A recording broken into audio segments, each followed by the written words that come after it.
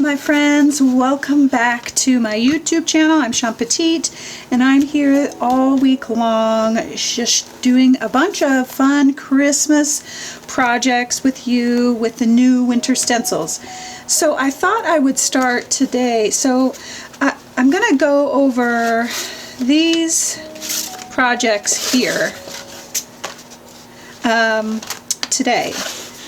So we are going to rock and roll and get some fun things done. But what I wanted to do first and foremost is do a background that I use in almost all of the projects. It's a quick, easy background that gives you fun texture. I used it in this one as well. I used it in a ton.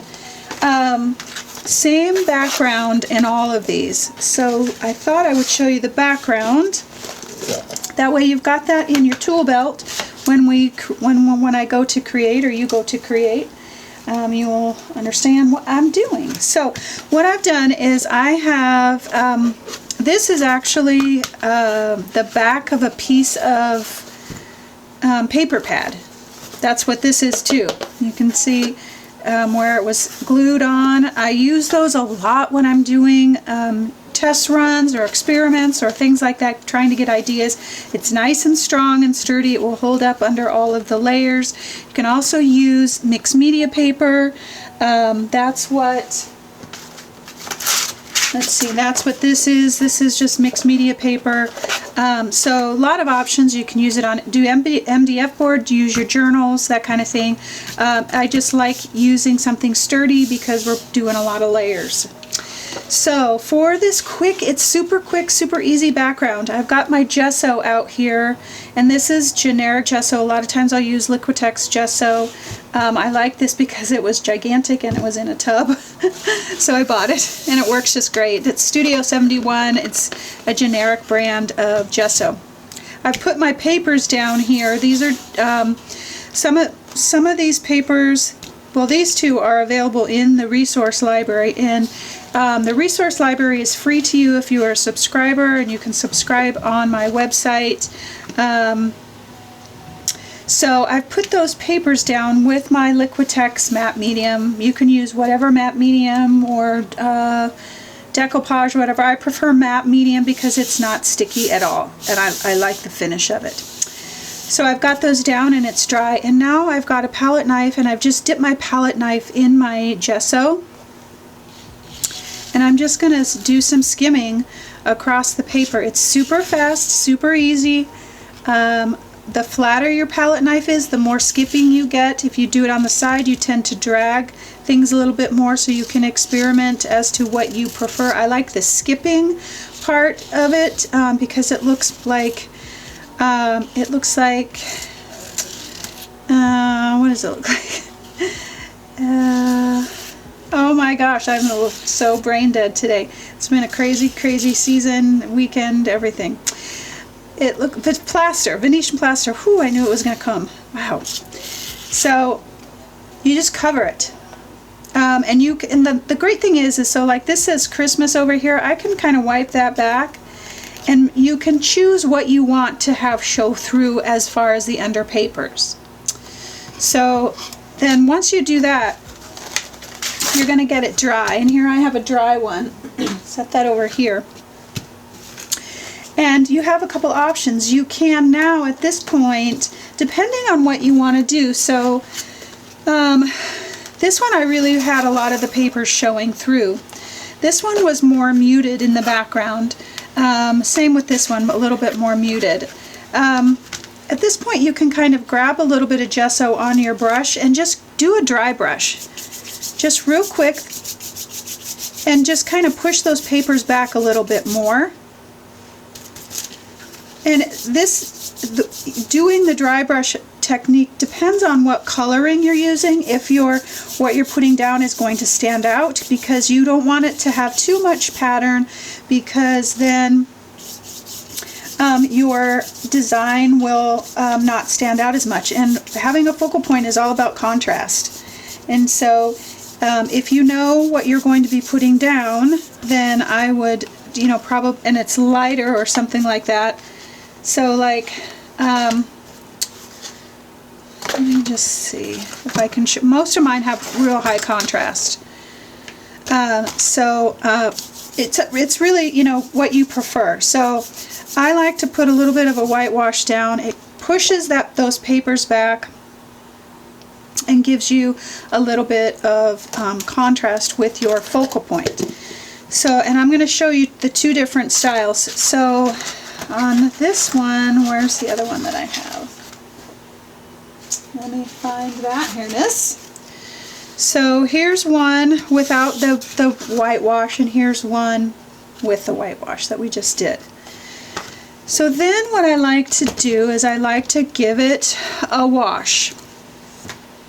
And you can use, I use raw umber or Van Dyke Brown. Van Dyke Brown's been my new favorite. But either way, they're pretty close to the same color.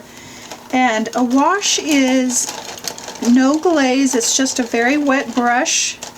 So I'm getting my brush really wet, rinsing it out, and you can see how wet that is. And a wash is really rustic, it looks tea stained, and I'm just going to kind of wash this all over, and then come back with my rag and kind of pick that up. And I'm going to do it on this one too, so you can see the difference as to how it looks. So again, these are all covered, the base is all covered with matte medium, so that makes a big difference in how everything turns out. So you can pull that back as much as you want or as little as you want. So you can see the difference there. So let's, is this dry? Let me give this a quick dry. Okay. So that's dry. Same technique, same wet brush wash.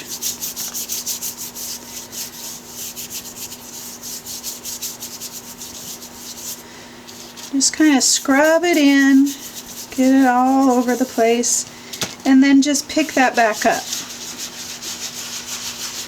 And for me, I really kind of like the whitewash feel, just because it's a little bit more neutral, and I really feel like it will show off your project better. So it's up to you, but make sure that your layers are light so that your papers will show through, because that really adds to the piece, it adds to the story, that kind of thing. So now let's get started on a couple of our projects. Okay, so we're going to create this cutie. It's super fast, super easy. And what I've got is I've just printed out some plaid paper. You might have wrapping paper. There's all different kinds of things that you can, you know, use or do. And I'm just, of course, giving you ideas.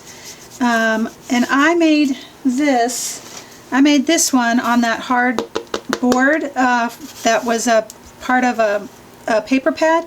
And then this is going to hang on my front door on a wreath. So lots of fun things that you can do. So I've just cut out some strips of that plaid paper, and I put that one down. I put this one down as my border. That's cute already.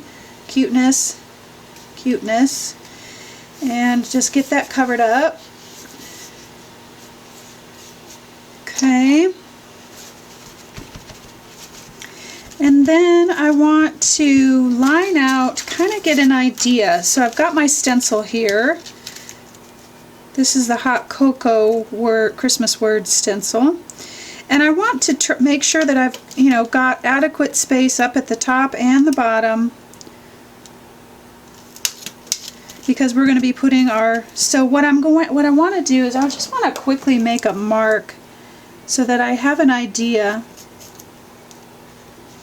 of where my words are going to start. And this, I mean, you can do this, you cannot do this. My words ran into a lot of the, so it's, you know, I'm just giving you some ideas just to help you kind of get going. Okay, so I'll set that aside, and now I'm going to grab the Holly and Berries stencil, and this one I think is probably going to be one of the most versatile stencils. I have used it on so many projects, and it's in all of the projects that we're working on today. So it's got a large branch and a smaller branch, and then the holly leaves and berries, and I just Positively love it. So I want to get my background in. And so I'm going to use I'm going to use the large one, and then I'm going to come back in with the smaller one, just a couple, and then I'll put my berries in. But I want to make sure that I stay in kind of this area so that I am not maybe competing with the words too much. Make sure I'm centered. And you know, I never measure anything, so it's always kind of like a crapshoot. So, but I think it's more interesting that way. I don't like everything to be perfect anyway. So that looks pretty good. I like that. So I'm going to be using Lucas paints, but you of course use whatever you have, any craft paint, anything that you have will work. I'm using olive green, and I'm using a green, let's see, green light is the other color, and then my gesso to add some lightness or variety. And I'm even going to add a little bit of teal, just because I like teal, and when you create your own, you get to do whatever you want, and I love that. So I'm just mixing my teal in with my green, and I'm just going to stencil it out, and the lighter is always better. I can tell I already got too much on there, so I might have some seepage, but lighter is always better when you're stenciling so that you get good detail. And the thicker the paint, so a medium body paint, a craft paint, it's always really good. Fluid acrylics are a little hard because they are so fluid, they will tend to leak out, but cuteness. So I need to flip this over and do this side, but what I'm going to do, since this side is wet, I'm going to come down here and do this side. So there's my line down here, so I have a little less room down here. That's okay. And don't be afraid to run it off the page if you need to. It all is okay. And play and have fun. This is supposed to be fun. It's not supposed to be stressful. And this technique here, you could do the same exact thing in a smaller version for cards, for tags. All of this can be simplified down, and even taking the words and just doing 1 or 2 words for a card, and I'll be showing you some of those. So there's just a lot of options. So I've dried that off enough, I think. Then I'm not going to get any residual paint, and I'm going to come back over here and do the same thing. Put a little more teal on this side. You don't want it to be all the same, right? Have a little variety.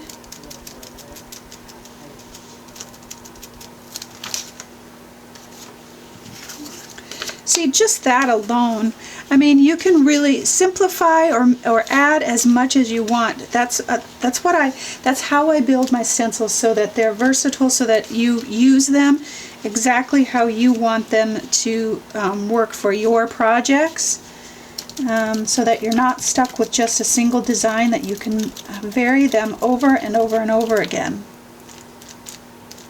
And again, I'm mixing my paints, teal, light green, and the olive green. Now I'll come back with the smaller one. Okay, so I'm going to put my holly in the middle here, and I'm going to decide what works best for me, like maybe that right there. One of the leaves is going to be going off of the page, but that's okay. So my words are going to start right about there, so that's good. And so you're going to have a lot more leaf showing, so you can choose to make your leaves different colors. And I know the berries are in there, but just go right over the berries, because we're just going to paint those in.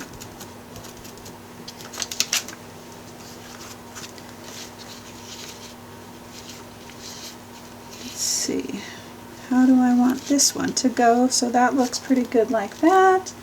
We add a little bit more teal to this one. Let's see. Oh, I got a little brown in there. I got all kinds of things going on. I kind of like it. See if I can lighten that up a little bit.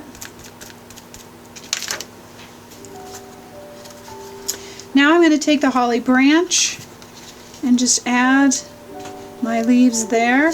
And I'm not going to use this leaf up here. I'm just going to use these ones down here and see how it looks. Because I don't want it to get too busy. Don't want to take away from all the other goodness that's happening. So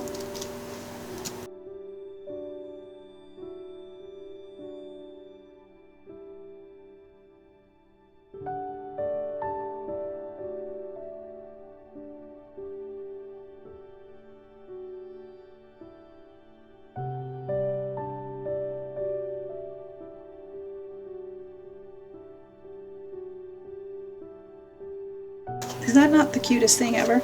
And then once we get our words down, we can come back too and add little bits of maybe some up like that, maybe some more up here. It's really, really up to you and how you want it to look. Okay? So now we can come back in, and this is Carmine Red Lucas paint. And let's put some berries in. And I'm grabbing just a tiny little brush.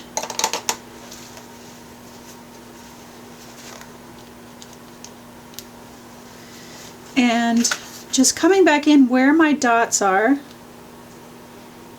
that were in my stencil. And just putting my dots in.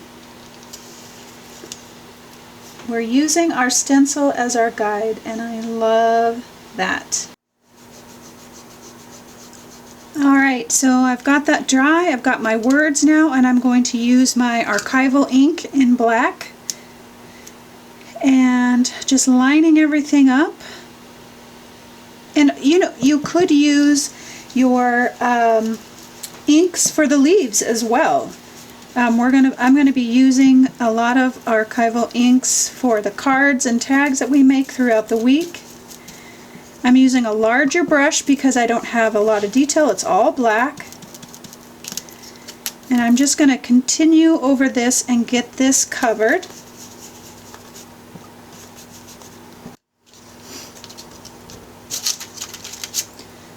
Okay, so there is our piece, and you can always come back over it and use paint to make it a little bit darker if you want. Come back over it and darken it up. I like it just the way that it is. It's perfect.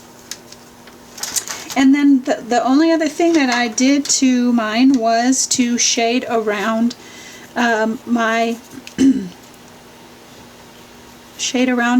berries and my stems, and I drew in my stems, added some veining, and I have the wrong charcoal pencil. Extra soft, that's what I want. Extra soft makes it more blendable, gives me a little bit more shadow. And so let me pull this one back over. And so what I did on these ones up here, I went back in and added some more, I added some paint to kind of block out some of those lines. Same here. I think I did that throughout with the exception of a couple spots, but I just darkened in my lines with some paint and then shaded around my berries and my leaves, added my veining, added my lines in for my stems. So I just drew in my lines, kind of added some shading around my berries, around my leaves. And that is it. Super fast, super easy. We've got a background, we've got a main focal point, our leaves. Super, super easy. It's so hard for me to stop. So you get the idea of shading that I shaded around the edge. And that is it. Cutie patootie. Okay, let's move on to the next project. Okay, so now we're going to move on to this fun, cute project that I just love. And it's the same premise as what we just did, basically. So I've got I used the large branch here and stenciled out kind of my shape. And what I've done too is I have, I've grabbed my deer stencil, since I know that's going to be, you know, the focal point. And I've just kind of made sure that I've got room, kind of get an idea of where things are at, how much room I have, and then kind of made my shape around that. Then I put my branches down, and that's my form. And I did grab the pine cone stencil and added a few pine cones in there. I thought they were very kind of woodsy, kind of hanging down up here. So I will use some of the raw umber that we used for the wash. So, and I will just stencil in a few of those. So I think I want the tiny ones. Yeah. So maybe part of the skinny one. So that's, again, we're using the stencil to fit what we need. So I'm just kind of fading it up into the branches.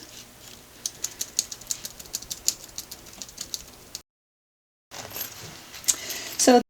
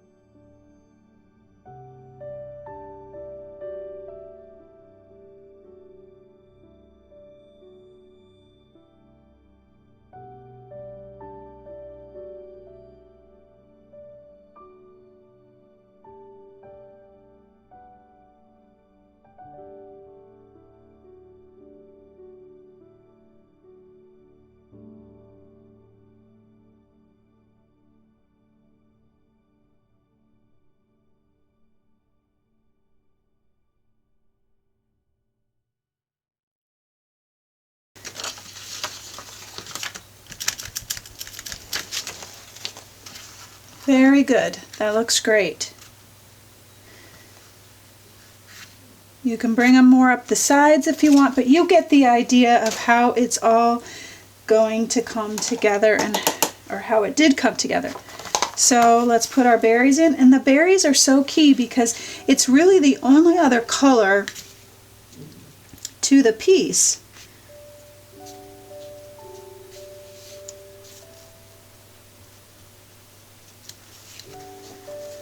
So just following our guide here.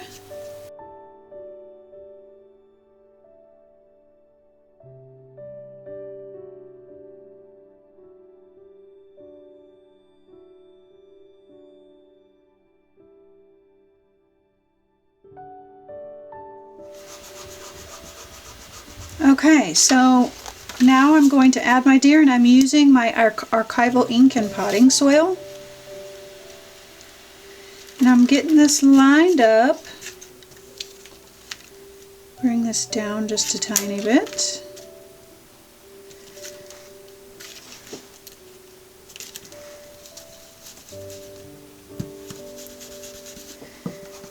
And get this stenciled out. And I'm going darker around the edge and leaving the lighter part inside.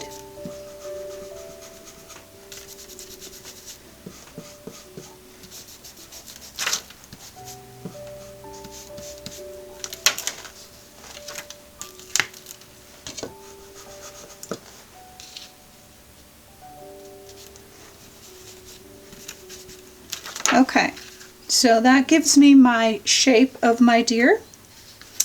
And now I will put in my words. And again, this is the "'Tis the Season."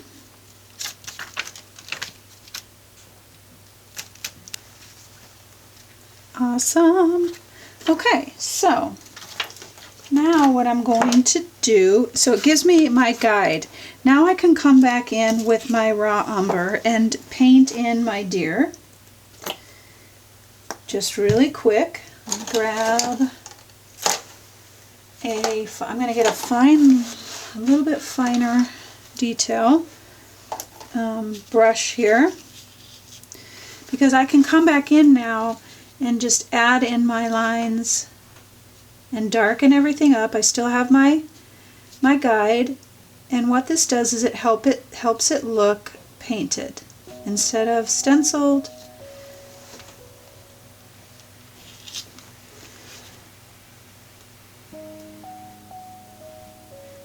And it's super fast.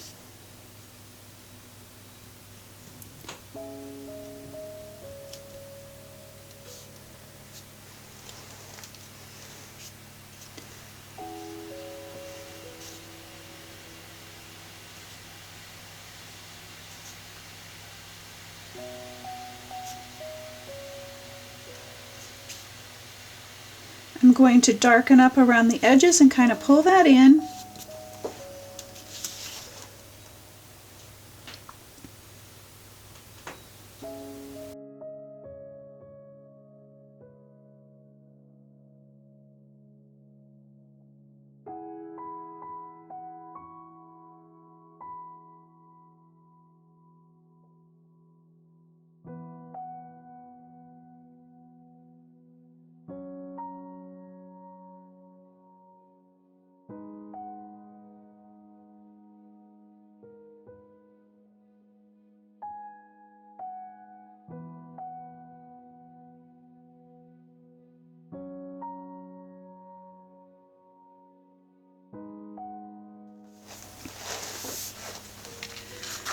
Okay, so I've got everything done here, and now all I'm going to do is add my shading.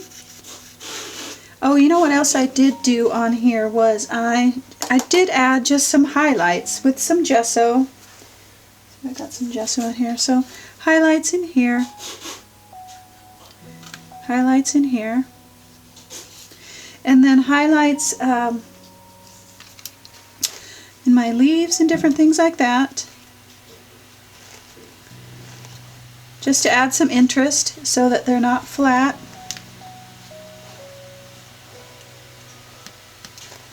You can see that here I've got some highlights, and then highlights in here.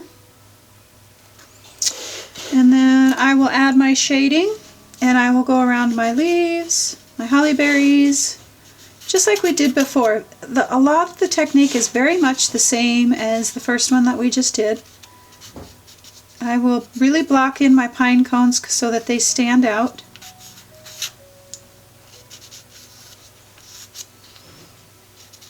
And you can see here, I've got a lot of shading around here. And then I fill in my stems, add some depth and dimension and some veining to my leaves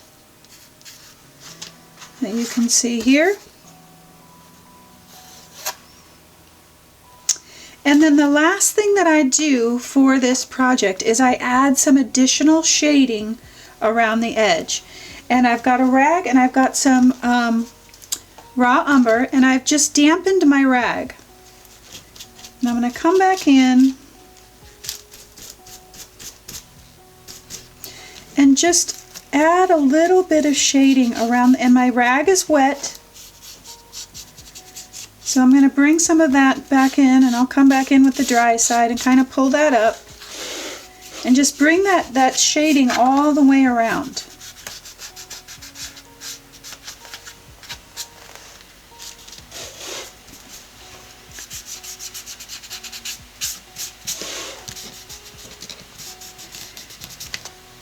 And it really gives it that rustic feel. Just dipping my rag into the raw umber. And then I will add a little bit of touch of that in here. And then kind of pull that up a little bit.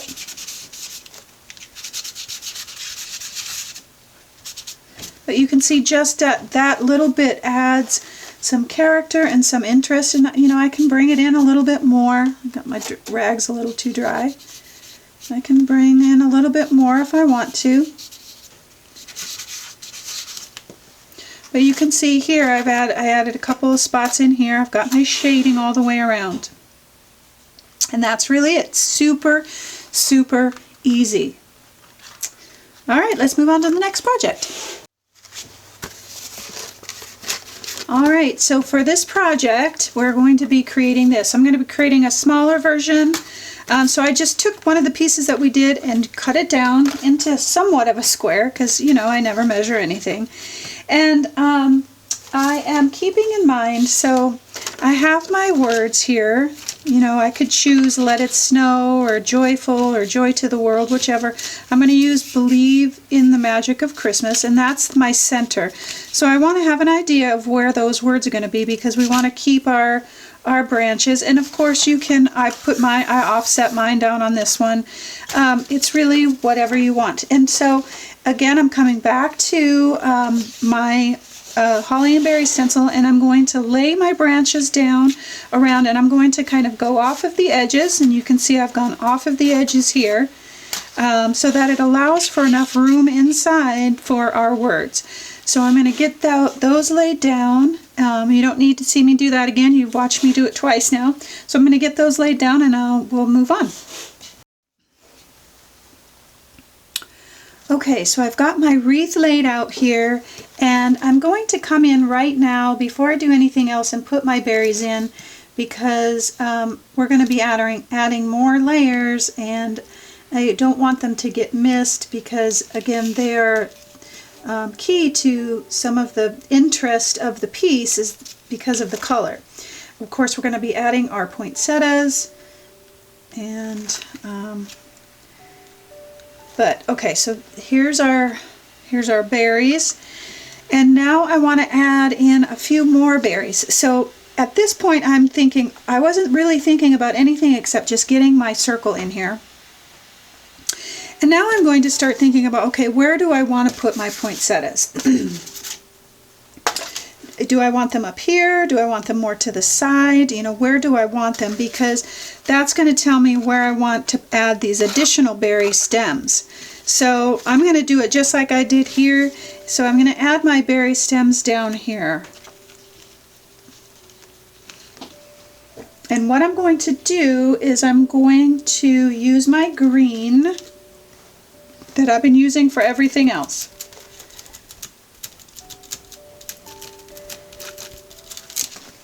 And add those in there, and then up here. I'm going to come back in with a little bit of brown. I think I'll go back over the other one because I think I did this brown instead of green. Yeah. So I'm going to go back over these real quick.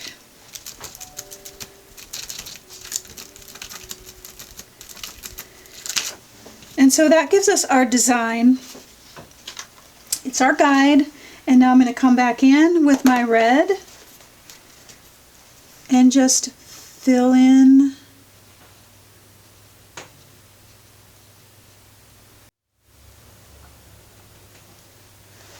Okay, so I've got my poinsettia stencil out here, and I'm keeping in mind where my words are going to be. So here's my words. So I want to make sure that my flowers are behind, you know, back behind here. So I've got the larger one, so I'm turning it to make it work. So that looks good there. And then I've got the smaller one that I'm going to put down here. So the smaller one's going to be behind that, so I'm going to put that down first. So I've got the same color red, and we'll be able to add some variety to this. Look how cute. And then we'll put a little one down here. Let's see, let's kind of switch this like that. Okay, like that. That gives us plenty of room for our words. So now we've got our design, and now we can come back in and paint over the top of it. If we want to add just a little bit of color, if you want them to be more burgundy, if you want them to have more pink, you could add some white, and we will add some white. So I've got pulled out some Algerian crimson, which is really, really deep red. And I'm going to grab my small brush here. And this paint is still somewhat wet.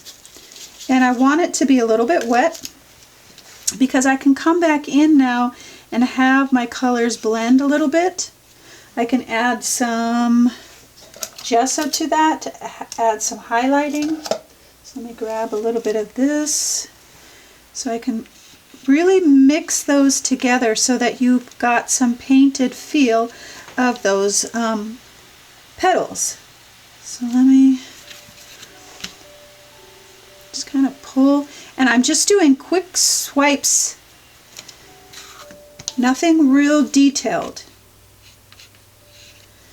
Grab, and I'm going back and forth between the dark and the light, so I'll add a little bit of light in there.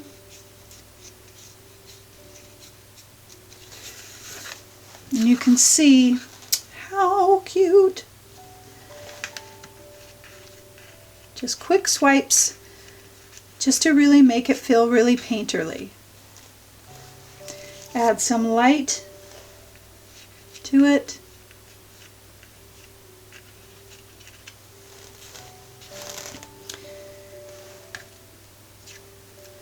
And then same thing for this one. All right, gorgeous. And then we want to add to the middle here. We want all of our little yellow parts in between here. We want to add a little bit. And so I just grab a little bit of yellow ochre.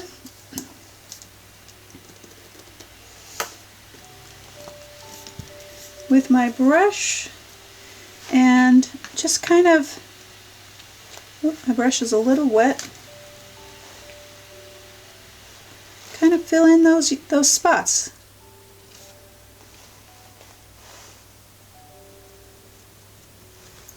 All right, I'll get this dry. So I'm going to add my words. Get that somewhat centered, I think. I'm using again archival ink in black. And of course, we will shade around everything. And at this point, this is where you can decide, it feels a little light here, or it feels, I need more berries up here. So you can choose to add whatever you want to your piece. You could even add, so this stencil has leaves as well, so I could add a leaf in here if I wanted to that goes with the poinsettia. So you can really kind of customize what you want. Like, I would probably choose to add maybe a darker holly leaf in here, something like that, to kind of fill in this space. And then let me grab my, so of course I'll shade around everything, and I want to shade around my petals and down into the crevices because that helps it feel not so stenciled.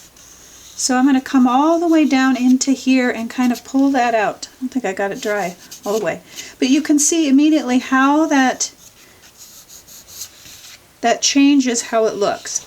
So even in here, I'm going to, where there's that blank space, I'm going to fill that in with my charcoal pencil. to help it fill in the blank spaces. I'm going to again fill in with my charcoal pencil the stems. I'm going to shade absolutely everything, and you can see here I filled in all of the stems. I added veining on my leaves.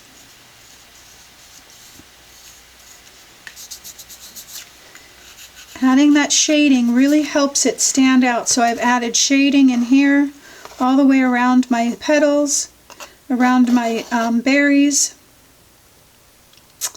and then I've added shading around the edges, which I think really helps it kind of finish off the piece. And of course you don't have to do that, that's just that's a Shawn thing. Doesn't have to be your thing. And you can see how that looks. So easy. These are super easy projects to do.